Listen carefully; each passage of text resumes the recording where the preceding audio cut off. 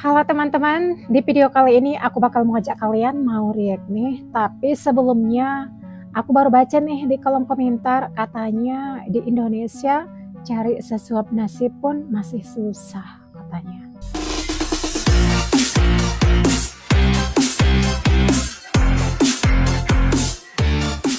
Rakyat kami yang pergi Indonesia tak ramai nak kerja apa dekat Indonesia. Duit kamu murah. Duit kamu murah. Terus ini jawabannya dari Sri Rezeki 17. Rupiah nilainya memang lebih rendah, tapi daya beli masyarakat lebih besar dibanding ringgit. Hutang rakyat dan pemerintah pun lebih rendah dibanding negara sebelah. Uang Rp15.000 sudah bisa beli nasi ayam.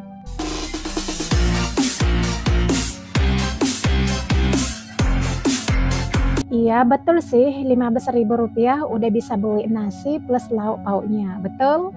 Kalau kita pikir-pikir ya guys, apalah gunanya ngatain orang miskin? Sementara di negara sendiri masih banyak rakyat tempatan yang miskin.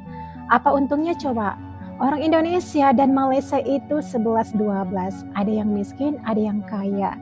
Yang kaya nomor 1 tetap Cina bukan Melayu.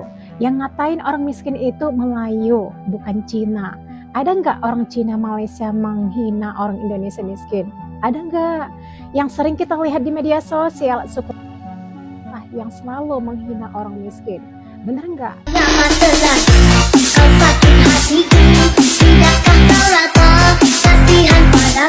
Ini negara-negara miskin. Kita negara kaya. Anak muda kita tak merempat seperti Indonesia. Coba kita lihat di media sosial, orang Cina di sana kebanyakan nggak bisa menggunakan bahasa Indonesia, tapi suku Melayunya malah fasih bahasa Indonesia. Makanya netizen-netizennya suka mengulik-ngulik kejelekan Indonesia, biar ada bahan tertawa mereka. Tanpa mereka sadari, bangsa asing sudah menguasai negara mereka. Mereka masih sibuk menghina orang Indonesia miskin gitu. Nih lah kita lihat teman-teman buktinya.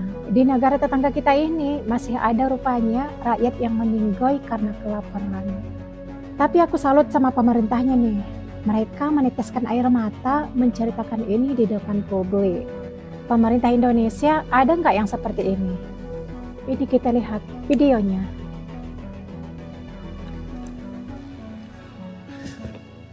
Ya Muhammad, Kota Raja ada di sini. Saya nak maklumkan, begitu juga Yang Berhormat Senator Menteri Kewangan 2 ni. Sedarlah, realitinya di bawah sana rakyat terpaksa berdepan dengan kos sara hidup yang tinggi. Jangan kita bangga dengan data ekonomi, konon-konon inflasi 1.9%. Diberitahu kepada rakyat semua. Dia tak tahu pun 1.9% inflasi tersebut. Yang dia kata, pasal ini. Menteri Kewangan kedua kata bagus. Tapi beras tak ada. Nak makan pun tak ada. Kota Raja kena duduk sama-sama. Yang Berhormat Larut, mohon pencerahan. Boleh. Okay. Terima kasih Yang Berhormat. Saya sangat tersentuh hati apa yang diucapkan oleh Yang Berhormat. Saya sebagai ibu yang berada di kawasan pendalaman yang setiap hari melihat realiti hidup rakyat. Dan apa yang disebut oleh Yang Berhormat ini sebenarnya itu yang berlaku di bawah. Walaupun kerajaan berbangga dengan angka inflasi 1.9%, sebenarnya rakyat tidak merasai. Sebenarnya hakikatnya kehidupan di bawah semakin berat dan terbeban. Saya ingin merujuk kepada satu akhbar Metro yang telah dikeluarkan pada 24 Ogos 2024. Yang menceritakan bagaimana kisah seorang wanita yang dijumpai tidak bermaya di Taman Indah Sungai Abong, Johor, di mana di sisinya ada jasad ayah dan jasad adik OKU yang sudah meninggal dunia kerana kelaparan. Apakah ingin kita lihat dalam negara kita ini ramai lagi rakyat Malaysia yang mati kelaparan? Ini adalah satu kezaliman kepada rakyat. Jadi saya ingin pandangan Yang Berhormat tentang isu yang sedang melanda rakyat hari ini. Ya Allah, Kau tolong dan Kau bantulah negara kami ini. Kalau inilah kisah yang dibangkitkan oleh Yang Berhormat Anton Panjang,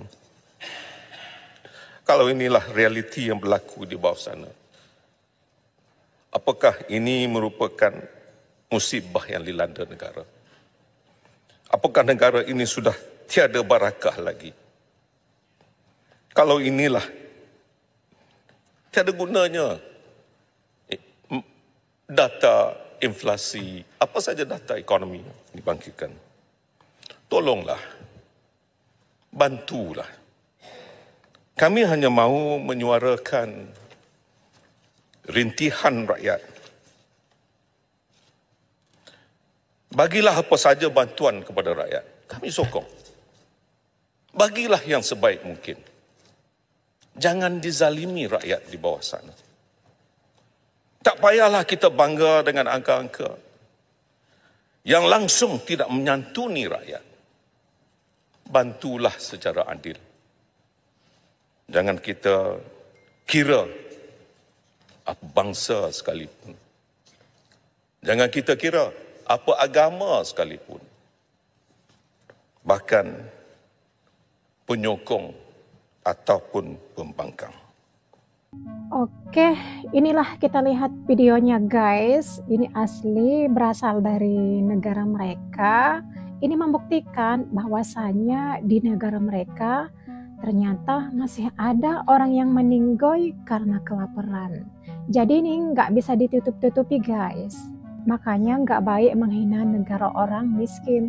Kalau di negara sendiri masih ada orang miskin gitu. Kalau kita lihat di Indonesia, yang kaya semakin kaya, yang kurang mampu menerima bantuan sosial dari Kemensos. Ada PKH dan sembako. Salah nggak aku bilang seperti ini guys? Teman-teman memiliki komentar, tulis pendapatnya di kolom komentar ya.